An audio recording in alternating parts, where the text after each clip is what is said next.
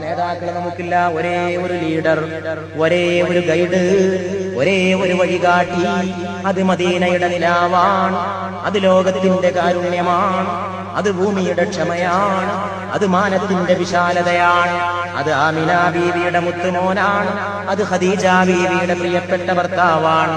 അത് ഫാത്തിമ ബീവിയുടെ പ്രിയ പിതാവാണ്, അത് ഹസൻ ഹുസൈനാരുടെ പ്രിയപ്പെട്ട പിതാമഹനാണ്, അത് സെയ്ദിന്റെ പ്രിയപ്പെട്ട യജമാനനാണ്, അത് ലോകത്തിന് മുഴുവൻ അധ്യാപകനാണ്, അത് പ്രപഞ്ചത്തിന്റെ അഭ്യുദയ കാംക്ഷിയാണ്, അത് മാനവ കുടുംബത്തിന്റെ കുലഗുരുവാണ്, അത് ഏറ്റവും വലിയ വിമോചകനാണ്,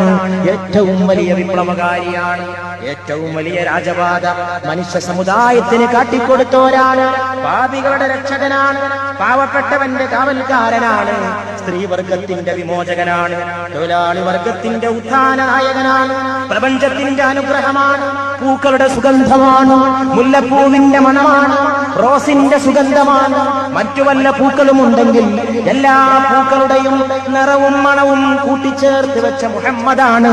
സല്ലല്ലാഹു അലൈഹി വആലിഹി വസഹബിഹി വസല്ലം.